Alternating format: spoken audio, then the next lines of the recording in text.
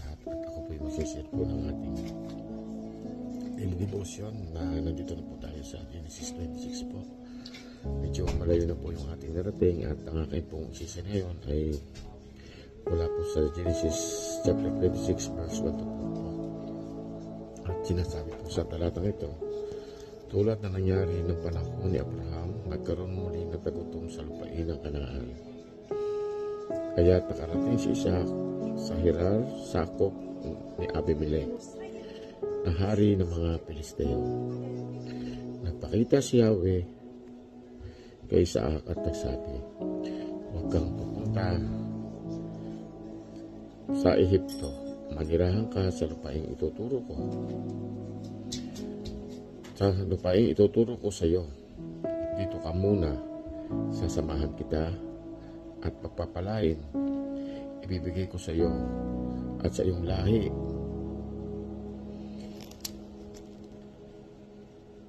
At sa iyong lahi ang buong lupaing ito, tulad ng aking ipinangako sa iyong amang si Abraham. Pararamihin kong gaya ng mga bituin. Sa kalangitan ang iyong lahi at lahat ng lupaing ito'y ibibigay ko sa kanila. At hihilingin sa akin ng lahat ng bansa sa daigdig na sila'y pagpapalain tulad ng ginawa ko sa iyong lahi. Amen. Dito po sa talatang pong binasa ko pong ito ay nung pong naulit po yung pangyayari na nagkaroon ulit po ng tagutom sa Kanaan po, na tinalahanan po ng Panginoon si Isaac na huwag pupunta po ng Ehipto. At ang sabi po sa kanya ay, ang sabi po dito sa kay Isaac ay huwag pupunta po ng Ehipto at manirahan po doon sa lupain po na ituturo po ng Panginoon. At sinasabi po dito na sabi po sa kanya, dito ka muna, sasamahan kita. Kita po niya yung kabutihan ng Panginoon. Kapag po talaga tayo ay nasa matuwid, ang Panginoon po yung gagawa po ng paraan upang maging maayos po yung buhay natin. Katulad po yung ginawa po ni Panginoon kay Isaac. Lagi po siyang pinalalahanan ng Panginoon para po siya mapabuti. Na katulad po ng ginawa po ng Panginoon sa kanyang ama na si Abraham. At sinabi po dito sa kanya ng ating pong Panginoon, ibibigay ko sa iyong lahi, ibibigay ko sa iyo at sa iyong lahi ang buong lupain ito. Napakabuti po ng Panginoon. Isipin po niyo yung buong lupain na ibibigay po sa lahi po na ni Isaac, yung buong lupain po. Sinasabi po dito. At pararamihin pa po yung lahi ni Isaac nang hinalitulad po ng Panginoon yung pong bituin po sa langit. Napakarami po nun kung ating pong iisipin, hindi po mabibilang. At sinasabi po ng Panginoon dito at hihilingin sa akin ng lahat ng bansa sa daigdig na sila'y pagpapalain katulad ng ginawa ko sa iyong lahi. Amen. Dito po natin makikita na tapat po yung salita po ng Panginoon. At makikita nga po natin sa ngayon na sa buong mundo po na marami po na talagang gumagawa po ng paglilingkod sa Panginoon na katulad po ng ginagawa natin. At para maging mapabuti po tayo at para po tayo pagpalain ay sumunod po tayo sa ating Panginoon. At yun po yung kanyang kautusan na lagi pong pinapaalala sa lahat po ng tao na tayo po ay sumunod sa Kanya para po mapabuti ang ating buhay na naaayon po sa kagustuhan po ng Panginoon. Sumunod po tayo sa Kanyang kagustuhan. Kaya ito pong paalala ng ating Panginoon ay lagi po nating itanim sa ating puso. Sumunod po tayo sa Kanya para po tayo pagpalain. Salamat po and God bless po sa ating lahat. Magandang umaga po. Share ko po ngayon ay Genesis chapter 26 verse 5 and 6. Sapagkat sinunod ni Abraham ang aking tinig at ginanap ang aking mga bilin, ang aking mga utos, ang aking mga palatuntunan at ang aking mga kautusan, at tumahan si Isaac sa Gerar. Amen. Mapagpalang gabi po sa inyong lahat. Ang ibabahagi ko pong verse sa gabi ito ay sa Genesis chapter 26 verses 7 to 8 na sinasabi, kapag may nagtatanong kay Isaac ng taga Gerar o sa kanyang asawa, sinasabi ng kapatid niya si Rebecca. Maganda si Rebecca kaya natatakot siyang sabihin asawa niya ito dahil baka siya'y patayin nila para makuha si Rebecca. 8. Matagal-tagal na ang pananatili nila Isaac doon sa Gerar. At isang araw, nagkataon na dumimaw sa bintana si Abimelech na hari ng mga Filisteo at nakita niyang naglalambingan sina Isaac at Rebecca. Okay, supportin po natin ang ating Panginoon. Magandang gabi po. And God bless us. Mapagpalang araw po sa ating lahat. Ang ibabahagi ko po ngayon ay magkita sa Genesis chapter 26 verses 9 to 10. Ito po ang nakasaad. Ipinatawag agad ni Abimelech si Isaac at ang sabi, tiyak na asawa mo ang babaeng iyon, hindi ba? Bakit ang sabi mo ay kapatid mo? Natatakot po ako na baka ako'y patayin kung sasabihin kong asawa ko siya, tugon ni Isaac. Bakit mo ito ginawa sa amin? Wika ni Abimelech. Kung siya'y ginalaw ng isa sa mga tauhan ko, isinumbo mo pa kami sa kapahamakan. Yun lang po. Maraming salamat. Okay, magandang araw po sa lahat. Ang babasahin ko po ay makikita sa Genesis 26 verse 11 to 12. At sinabi ni Abimelech sa kanyang nasasakupan, papatayin ang sinumang umapi sa mag-asawang ito. Nang taong yun, si Isaac ay nagsaka sa lupain ng Gerar at makasandaang ibayo ang kanyang inani kaysa kanyang itinanim. Pinagpala siya ni Yahweh. Amin po. Puri ng Diyos.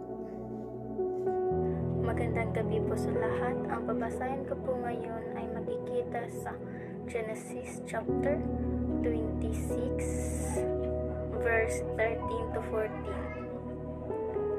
The man became rich, and his wealth continued to grow until he became very wealthy. He had so many flocks and herds and servants that the Philistine envied him. Magandang gabi po sa inyo sa RCCI family. Ako po ay mag-share lang po ako ng Genesis chapter 26 verse 15 to 16. Kaya tinabunan nila ang mga balon. Ginawa ng mga lipi ni Abraham noong ito'y nabubuhay pa. Sinabi ni Abimelech, umalis ka na, Isaac. Mas makapangyarihan ka pa ngayon kaysa amin. Amen. Magandang gabi po sa ating lahat. Ang isi-share ko po ngayon ay nasa Genesis chapter 26 verse 17 hanggang 18. Kaya umalis si Isaac at nanirahan muna sa libis ng Gerar. Ipinahukay niyang muli ang mga balon ni Abraham na tinabunan ng mga Filisteo, at ang mga balong iyon ay tinawag ni Isaac sa sandaling tawag. Dito ay kanyang ama. Amen. Genesis chapter 26 verse 92-20. At humukay sa libis ang mga bataan ni Isaac at nangakasumpong doon nag-isang balon ng tubig na bumubukal. At nakipagtalo ang mga pastor ni Gerar sa mga pastor ni Isaac na sinasabi amin ang tubig, at kaniyang tinawag ang pangalan ng balon na Esek sapagkat ipinakipagkaalit sa kaniya. Amen. Genesis chapter 26 verse 21-22. At sila'y humukay ng inbang balon at kanilang pinagtalunan di at kaniyang tinawag ang pangalan na si Taya at bumunot si Yalong at humukay ng ibang balon at hindi nila pinatalunan at kaniya tinawang ang pangalan na Lehopot at kaniyang sinabi sapagkat nakuway bininkan tayo ng Panginoon ng kaluwagan at lalago tayo sa lupain. Amen.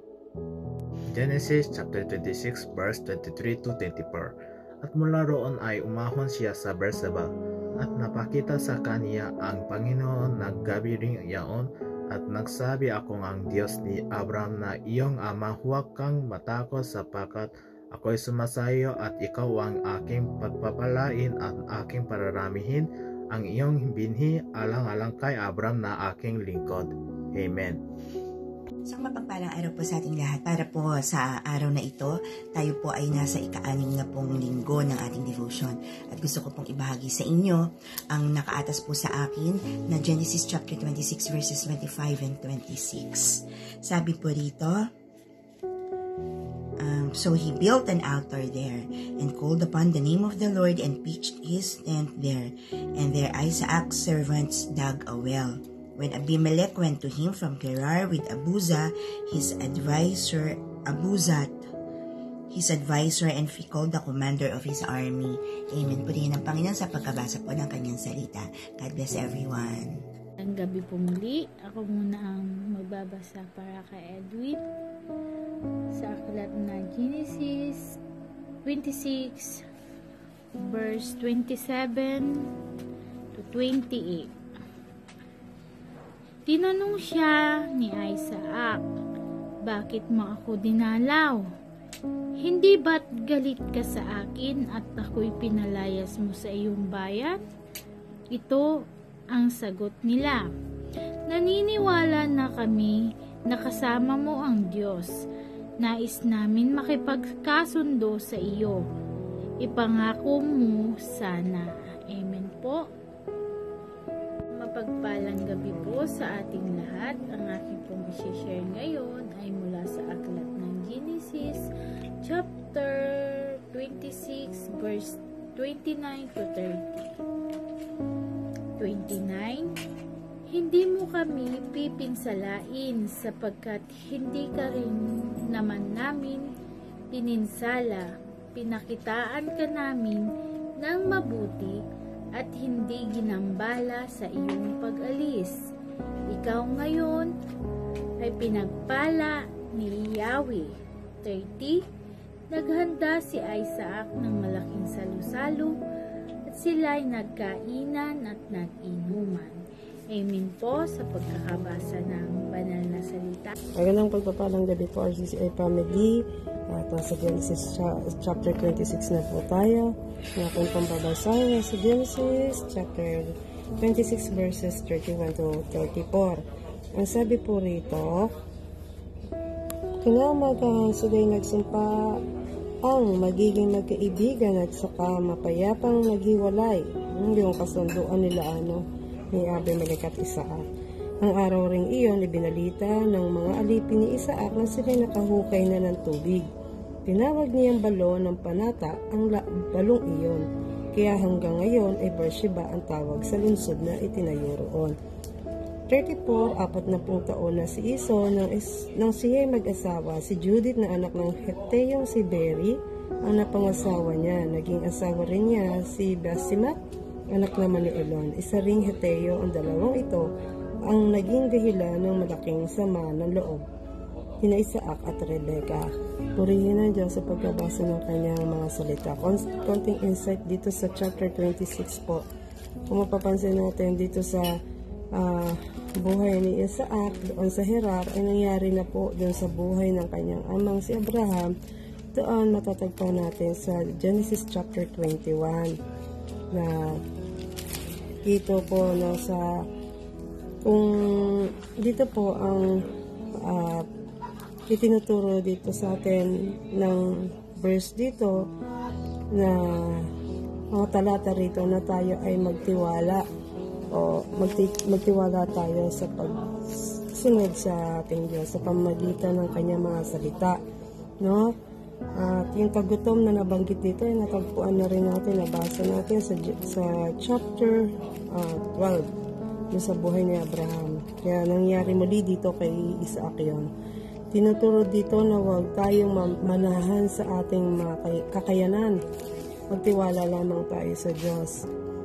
Di ba, pinaalalahanan ng ating Panginoon si Isaac dito na huwag pumunta sa Ehipto, sa Gerar, kung saan doon sa Ehipto huwag siyang pupunta, sa Gerar siya pinapunta, kung saan doon na pangako ng Diyos na siya ay pagpapalain, sasamahan siya.